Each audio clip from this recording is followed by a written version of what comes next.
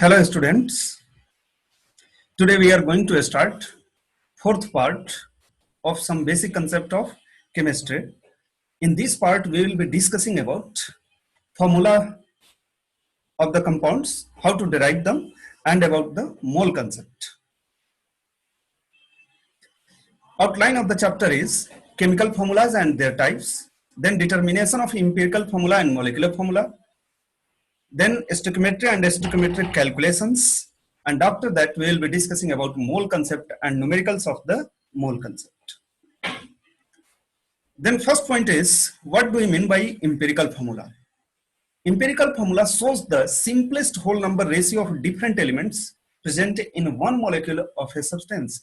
किसी सब्सटेंस का जो मोलिकुलर फॉर्मूला है उसके डिफरेंट एलिमेंट्स का सिंपलेस्ट होल नंबर रेशियो अगर हम लोग दर्शाएं उसी को क्या कहते हैं, इंपिरिकल फॉर्मूला कहते हैं. And molecular formula, it shows the actual number of atoms of different elements in a molecule of the compound. Molecular formula क्या करता है, एक्चुअल नंबर डिफरेंट एलिमेंट का शो करता है, लेकिन इंपिरिकल फॉर्मूला क्या शो करता है, simplest whole number ratio show करता है, उसे इंपिरिकल फॉर्मूला कहते हैं.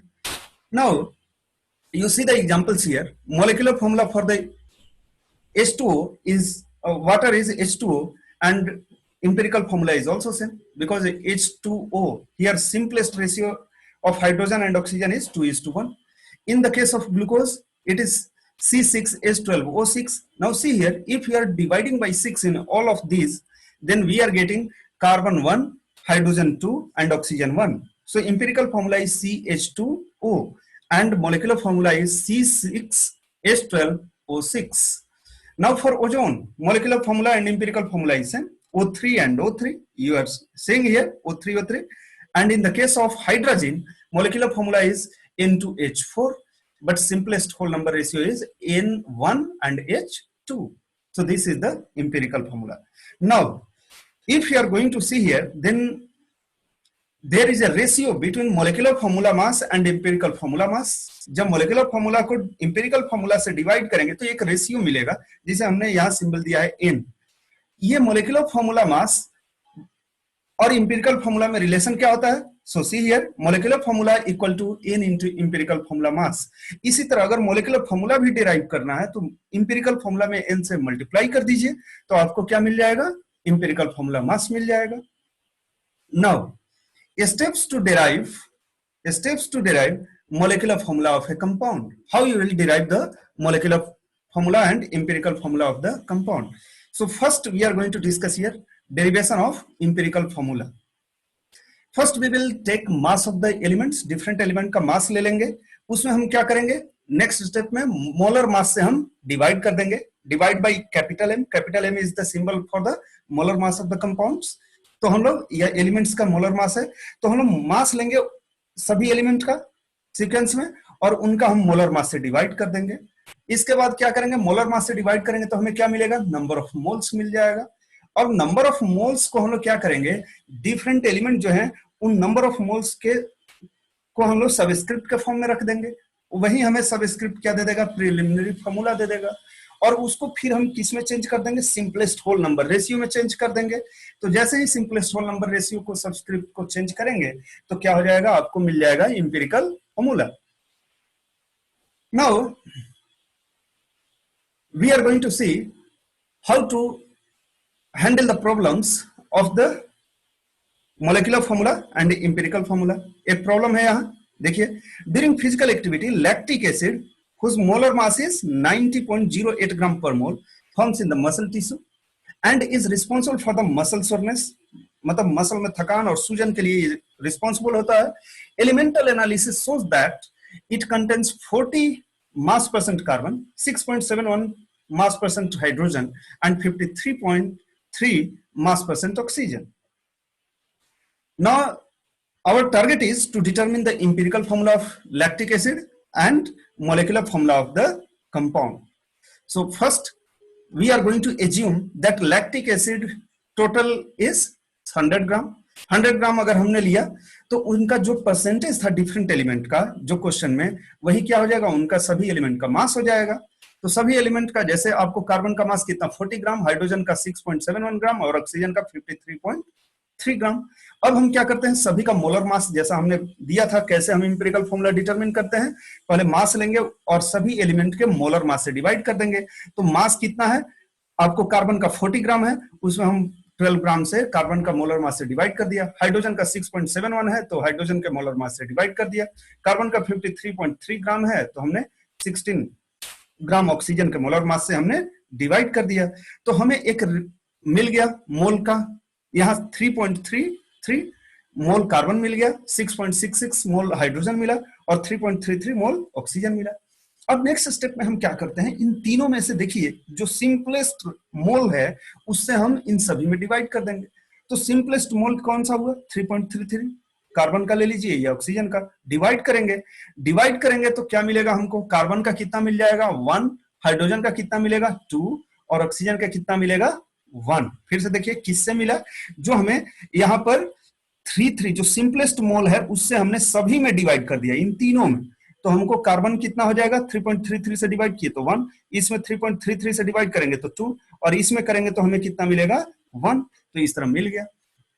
अब देखिए इंपेरिकल फॉर्मूला और मोलिकुलर मास जो है, मोलर मास लैक्टिक एसिड का आपको दिया हुआ है 90.08 ग्राम और इंपेरिकल फॉर्मूला मास कैलकुलेट कर लीजिए। कार्बन का 12, हाइड्रोजन का 1 होता है तो कार्बन 12, ऑक्सीजन का 16 28 और 2 हाइड्रोजन के लिए 2U तो या 2 ग्राम, तो कितना हो गया ये 30.03 हो गया। तो डिवाइड कीजिए तो आपको रेशियो कितना मिल गया 3। इंपेरिकल फॉर्मूला CH2O है, उसमें 3 से मल्टीप्लाई कीजिए। CH2O जो इंपेरिकल फॉर्मूला है उसमें रेशियो से मल्टीप्लाई कीजिए तो आपको क्या मिल जाएगा C3H6O3। So what is the molecular formula of the compound, क्या हो गया C3H6O3, C3H6O3 हो गया और इंपेरिकल फॉर्मूला क्या हो गया CH2O। So you should determine molecular formula and empirical formula in this way. Another problem, elemental analysis of a sample of ionic compound gave the following results: 2.82 gram of sodium, 4.35 gram of chlorine and 7.83 gram of oxygen. What are the empirical formula and name of the compound? empirical formula determine कीजिए और compound का आप नाम बताइए। तो सबसे पहले इस प्रॉब्लम में हम क्या करेंगे कि सभी एलिमेंट का हम नंबर ऑफ मोल्स कैलकुलेट करेंगे। नंबर ऑफ मोल्स कैलकुलेट करने के बाद क्या करेंगे, जो सबसे सिंपलेस्ट होगा उससे हम डिवाइड कर देंगे तो एक हमको रेशियो मिल जाएगा। उस तरह से हमको रेशियो सारे एलिमेंट के सब स्क्रिप्ट के फॉर्म में लिख देंगे तो हमको क्या मिलेगा, एक प्रिलिमिनरी इंपेरिकल फॉर्मूला मिलेगा। फिर उसको सिंपलेस्ट होल नंबर रेशियो में चेंज कर देंगे अगर जरूरत पड़ेगा तो हमें इंपेरिकल फॉर्मूला मिल जाएगा। तो देखते हैं, तो find the relative number of moles जो अभी अभी हमने बताया and divide by the lowest mole amount to find the relative mole ratio. तो देखिए सोडियम का 2.82 ग्राम दिया है तो इसके molar mass 23 gram that is 22.99 ग्राम से डिवाइड कर दीजिए तो आपको कितना मिला 0.123 मोल सोडियम मिल गया, 0.123 मोल सोडियम। नाउ 4.35 ग्राम दिया है क्लोरीन तो उसके मोलर मास से डिवाइड कर दिया हमने तो कितना मिल गया 0.123 मोल क्लोरीन। नाउ ऑक्सीजन 7.83 है तो इसको डिवाइड किया तो कितना मिला 0.489। अब सबसे इन तीनों में सिंपलेस्ट कौन सा है 0.13 तो इसमें 0.123 से हम डिवाइड करेंगे, 0.13 जो स्मॉलेस्ट नंबर है उसे डिवाइड करेंगे तो हमको क्या मिल जाएगा, यहाँ 1 मिलेगा, इसमें भी 1 मिलेगा, इसमें कितना मिलेगा 4 मिल जाएगा। तो फॉर्मूला क्या हो जाएगा empirical formula Na1Cl1 and oxygen कितना 3.98 तो 3.98 इनको सिंपलेस्ट रेशियो में लेंगे तो सोडियम 1 क्लोरीन 1 एंड ऑक्सीजन कितना 4। सो इंपेरिकल फॉर्मूला इज NaClO4 और इसका नाम क्या हो जाएगा सोडियम पर chlorate. So in this way you should tackle the numerical problems of this point. Now next one is stoichiometry and stoichiometric calculations that includes what mole concept. The word stoichiometry is derived from two Greek words, stoichion whose meaning is element and metron means measurement. Elements का measurement ही क्या कहलाता है stoichiometry कहलाता है। Stoichiometry thus deals with the calculation of masses, sometimes volume also, of the reactants and products involved in a chemical reaction. किसी chemical reaction में stoichiometry क्या करता है, उस मास डिफरेंट एलिमेंट और प्रोडक्ट के बीच में क्या करता है, डिफरेंट रिएक्टेंट और प्रोडक्ट के बीच में क्या करता है कि उनके मास का रिलेशन देखता है या वॉल्यूम का रिलेशन देखता है। जैसे हम लोग लेते हैं mole concept helps us to relate what, mass और मोल के बीच में रिलेशन डेवलप करने में मदद करता है, और नंबर ऑफ मोलिक्यूल्स के बीच में रिलेशन डेवलप करता है, साथ में वॉल्यूम के बीच में भी रिलेशन हमें डेवलप करने में मदद करता है। जैसे एग्जांपल लेते हैं, हम एक मीथेन यहाँ जो नेचुरल गैस है उसका हमने बर्निंग किया ऑक्सीजन के प्रेजेंस में, तो क्या दिया, कार्बन डाइऑक्साइड एंड वाटर दिया। अब इसमें हमें क्या क्या रिलेशन मिल सकते हैं देखते हैं। सबसे पहले हम CH4 और ऑक्सीजन के बीच में देखते हैं क्या क्या रिलेशन हमको मिलता है। तो देखिए यहाँ ये बैलेंस्ड इक्वेशन के अनुसार हमको क्या पता चलता है, मोल कंसेप्ट के अनुसार, कि अगर CH4 मीथेन जो है 1 मोल बर्न करेगा, 1 mole of CH4 reacts with how much of oxygen, 2 moles. यहाँ बैलेंस्ड इक्वेशन में देखिए आप, ये बैलेंस्ड इक्वेशन है, तो यहाँ 1 मोल जब CH4 रिएक्ट करेगा तो ऑक्सीजन कितना, 2 मोल, तो वही हमने ले लिया 1 mole of CH4 reacts with 2 mole of O2। अब देखिए CH4 1 मोल का मोलर मास कितना होगा, कार्बन का 12 और हाइड्रोजन का 1, तो 12 प्लस 4 कितना हो जाएगा, 4 हाइड्रोजन के लिए 4, तो 16 ग्राम। तो 16 ग्राम अगर मीथेन बर्न करेगा तो ऑक्सीजन कितना, 2 मोल ऑफ ऑक्सीजन, तो कितना होगा, 1 मोल ऑक्सीजन में 2 एटम होते हैं, तो 32 इंटू 2 कितना, 64 ग्राम। सो 16 ग्राम of CH4 reacts with 64 gram of oxygen. या अगर नंबर ऑफ मॉलिक्यूल्स के बीच में रिलेशन देखना है तो 1 मोल 2 मोल से रिएक्शन कर रहा है, तो 1 मोल कितना होता है, एवोगैड्रो नंबर जिसका सिंबल Na होता है, उसका वैल्यू कितना होता है, 6.022 into 10 to the power 23 molecules. तो 6.022 into 23 मॉलिक्यूल्स कितना रिएक्शन करेंगे, 2 into Na, मतलब 2 into 6.022 into 10 to the power 23 molecules of O2 से रिएक्शन करेंगे, जो यहाँ हमने दिया है। Na मतलब कितना, 6.022 into 10 to the power 23।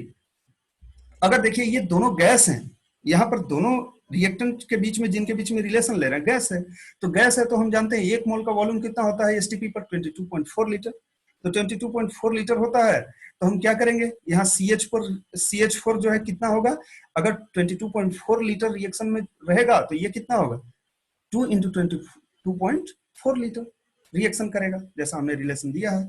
22.4 litre of CH4 reacts with 2 into 22.4 liter of O2 at STP. So these 4 relations can be developed from these 2 reactants only. CH4 और ऑक्सीजन के बीच में ही हमें कितने रिलेशन मिल गए, 4 रिलेशन मिल गए। Now see another relation in the same reaction. अब हम relation देखते हैं मोल कंसेप्ट के अकॉर्डिंग CH4 और CO2 के बीच में। तो देखिए बैलेंस्ड इक्वेशन में 1 मोल अगर CH4 रिएक्ट करेगा तो कितना CO2 प्रोड्यूस होगा, 1 मोल। तो 1 मोल CH4 का मास कितना होता है, 16 ग्राम, और CO2 का कितना होगा, कार्बन के लिए 12 और ऑक्सीजन के लिए 16, तो 16 into 2 plus 12 ले लीजिए CO2 का मास, तो कितना हो जाएगा, 44 ग्राम। तो 1 मोल CH4 जो रिएक्शन कर रहा है 1 मोल CO2 से, तो इसी 1 मोल CH4 रिएक्ट कर रहा है to give 1 mole of CO2। So now what will happen here, 16 gram of CH4 reacts to give 44 gram of CO2। इसी तरह 1 मोल CH4 रिएक्ट करेगा तो CO2 कितना बनेगा, 1 मोल मतलब कितना, 6.022 into 10 to the power 23 molecule अगर CH4 का रिएक्ट करेगा तो बैलेंस्ड केमिकल इक्वेशन के अकॉर्डिंग उतना ही क्या होगा, इनके बीच में, दोनों के बीच में देखिए, तो उतना ही मॉलिक्यूल क्या होगा, आपको प्रोडक्ट बनेगा। तो ये एक रिलेशन मिल गया। अब दोनों गैस है तो 1 मोल रिएक्शन CH4 करेगा, 1 मोल अगर रिएक्शन करेगा तो 1 ही मोल बनेगा, मतलब 22.4 मींस 22.4 लीटर रिएक्शन करेगा तो 22.4 लीटर ही ये CO2 भी बनेगा। So we got this much relations here. Now we are going to see relation between O2 and H2। O2 और H2O के बीच में रिलेशन देखते हैं। तो बैलेंस केमिकल इक्वेशन के अकॉर्डिंग क्या दिखता है, 2 मोल अगर रिएक्शन करेगा O2 का तो हमें क्या मिलेगा, 2 मोल वाटर मिलेगा। तो इस तरह हमने रिएक्शन देखा, 2 moles of O2 reacts to give 2 moles of H2O। और यहां से क्या मिल जाएगा आपको, 2 into 32 gram of O2 reacts to give 2 into 18 gram of H2O, क्योंकि O2 का मोलर मास कितना होता है, 32 ग्राम, और वाटर का कितना होता है, 18 ग्राम। तो उसी के अकॉर्डिंग हम मास कैलकुलेशन कर सकते हैं। So you can see that in a reaction we can develop so many relations according to mole concept और stoichiometry of the reactions. Stoichiometry का actual meaning क्या हुआ? जो balanced chemical equation में number of moles हैं different reactants and products का, उसी को हम लोग क्या कहते हैं? stoichiometry कहते हैं. जैसे यहाँ CH4 का stoichiometry कितना हुआ? 1, O2 का कितना? 2, कार्बन डाइऑक्साइड का कितना हुआ? 1, H2O का कितना हुआ? 2. तो इसी को stoichiometry हम लोग कहते हैं. Now another problem. Calculate the amount of water produced by the combustion of 16 gram of methane. तो इस कैलकुलेशन के लिए सबसे इजी ट्रैक क्या है? सबसे पहले आप बैलेंस्ड इक्वेशन ले लीजिए और उसमें स्टोइकियोमेट्री से आप मूव कर जाइए. जैसे देखते हैं बैलेंस्ड इक्वेशन क्या है? CH4 plus 2O2 gives CO2 plus 2H2. ये बैलेंस्ड इक्वेशन है. अब हमें किसके किसके बीच में रिलेशन देखना है? मीथेन मतलब 16 ग्राम बर्न कर रहा है तो वाटर कितना बनेगा? तो और सबको छोड़ दीजिए, सिर्फ इन्हीं को देखिए. जब बैलेंस्ड इक्वेशन में सिर्फ किसके किसके बीच में पूछा गया रिलेशन? मीथेन जब बर्न कर रहा है तो वाटर कितना बनेगा? मीथेन बर्न किया तो वाटर कितना बनेगा? तो हम जानते हैं 1 मोल CH4 बर्न करेगा तो कितना? 2 मोल वाटर बनेगा, ये पता है. तो हमको नंबर ऑफ मोल्स पहले CH4 का कैलकुलेट कर लेते हैं. 16 ग्राम दिया है तो 16 ग्राम बाई मोलर मास 16 ग्राम से डिवाइड कर दीजिए. तो कितना मिला? 1 मोल, क्योंकि CH4 का मोलर मास भी कितना है? 16 ग्राम ही है. तो हमने डिवाइड कर दिया तो हमको नंबर ऑफ मोल्स मिल गया. अब नंबर ऑफ मोल्स मिल गया तो आप क्या करेंगे? यहाँ बैलेंस्ड केमिकल इक्वेशन के अकॉर्डिंग मोल कंसेप्ट अप्लाई कर दीजिए. 1 mole of CH4 burns to give what? 2 moles of H2O. तो हमें 1 मोल दिया ही है तो 2 मोल्स ऑफ H2O का मास कितना होगा? Mass of H2O produce equal to how much? 2 into molar mass of H2O. और मोलर मास H2O का कितना होता है? 18 ग्राम. तो 2 into 18 that is equal to 36 gram. Now another problem. Calculate mass of CO2 produced by heating 40 gram of 20% limestone. Limestone मतलब क्या? Calcium carbonate. अगर calcium carbonate burn हो रहा है 40 ग्राम लेकिन उसकी प्यूरिटी कितनी है? 20%. 20% कहने का मतलब क्या? अगर 100 ग्राम लाइमस्टोन है तो हमारा कितना ग्राम वहां प्योर लाइमस्टोन है? सिर्फ 20 ग्राम. तो हमें सबसे पहले 40 ग्राम में एग्जैक्ट लाइमस्टोन यहाँ कैलकुलेट करना पड़ेगा. इसके बाद ही हम स्टोइकियोमेट्रिक कैलकुलेशन मूव कर सकते हैं. सो सबसे पहले हम स्टोइकियोमेट्री ले लेते हैं. क्या है? CaCO3. उसको हीट करते हैं तो क्या देता है? Ca plus CO2 देता है. अगर ये 1 मोल मतलब 100 ग्राम अगर हीट किया जाएगा तो कितना ग्राम बनेगा? 44 ग्राम. और देखिए प्यूरिटी के अनुसार हम कैलकुलेट कर लेते हैं. 40 ग्राम दिया हुआ है तो 40 ग्राम का सिर्फ उसमें 20% प्यूरिटी है तो 20% से मल्टीप्लाई कर दिया 20/100 तो कितना हो गया? 40 into 20/100 8 ग्राम. मतलब 40 ग्राम जो लाइमस्टोन दिया है वो 20% प्योर है.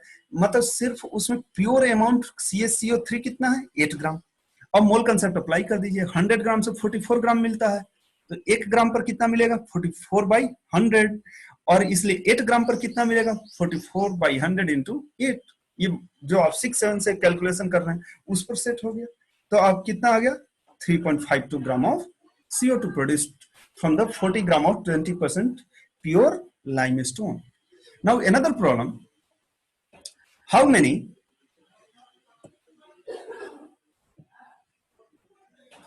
grams of oxygen is required to react completely with 0.200 gram of hydrogen to yield water? मतलब अगर रिएक्शन हाइड्रोजन ऑक्सीजन कर रहा हो तो सिर्फ 0.2 ग्राम हाइड्रोजन दिया है तो ऑक्सीजन कितना रिएक्शन के लिए चाहिए और वाटर कितना बनेगा? Also calculate the amount of water formed. तो सबसे पहले बैलेंस्ड इक्वेशन हमको लेना पड़ेगा. 2H2 plus O2 equal to 2H2. मतलब जब 2 मोल रिएक्शन करेगा हाइड्रोजन का तो यहाँ ऑक्सीजन कितना होगा? 1 मोल. तो वाटर कितना बनेगा? 2 मोल. 1 मोल का हाइड्रोजन का मास कितना होता है? 2 ग्राम. तो 2 मोल का कितना होगा? 4 ग्राम. ऑक्सीजन का एक एटम का मास 16 ग्राम तो 2 एटम का कितना? 32 ग्राम. वाटर का कितना होता है? 18 ग्राम. तो 18 into 2 36 ग्राम. तो यहां से देखिए अब हमें रिलेशन मिल गया. हाइड्रोजन और ऑक्सीजन के बीच में सबसे पहले रिलेशन देखना है. तो 0.2 ग्राम रिएक्शन करेगा तो कितना मिलेगा? कितना ऑक्सीजन चाहिए? तो हम लोग देखते हैं. यहां जानते हैं जब 4 ग्राम हाइड्रोजन जब रिएक्शन करेगा ऑक्सीजन कितना चाहिए? 32 ग्राम. तो यही देख लीजिए 4 gram of H2 require oxygen equal to 32 gram. तो 0.2 ग्राम के लिए कितना चाहिए? 32/4 into 0.2 ग्राम. तो कितना आ जाएगा? 1.6 gram of oxygen is required. अब देखिए अब कहता है इस केस में वाटर कितना प्रोड्यूस होगा? H2 कितना फॉर्म होगा? तो हम देख लेते हैं 4 ग्राम से कितना, 4 ग्राम से हमें रिलेशन मिला कितना, 4 ग्राम से कितना बन रहा वाटर, 36 ग्राम, 36 ग्राम बन रहा 4 ग्राम से। तो 1 ग्राम पर कितना बनेगा, 36/4 ग्राम। तो 0.2 ग्राम से कितना बनेगा, 36/4 into 0.2, that is equal to 1.8 gram of water will be produced. So today we seen chemical formula and their types, determination of empirical and molecular formula. Then we built about stoichiometry and stoichiometric calculations, and at the end we discussed about mole concept. Now some problems for you. Define empirical formula and molecular formula. Calculate the amount of water produced by the combustion of 16 gram of methane. 16 gram methane अगर burn करेगा तो कितना water produce होगा।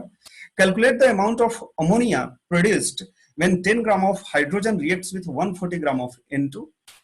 And fourth question is, a substance on analysis gave the following percentage composition: sodium equal to 43.4%, carbon equal to 11.3%, oxygen equal to 45.3%. Then calculate the empirical formula. और जो आपको different element है, यहाँ sodium का atomic mass कितना होता है 23, carbon का एटॉमिक मास 12 और ऑक्सीजन का 16। ये कॉमन एलिमेंट है, आपको याद होगा, लेकिन हमने यहाँ हिंट दे दिया है। तो इन सभी प्रॉब्लम्स को आप सॉल्व कीजिए। Thank you.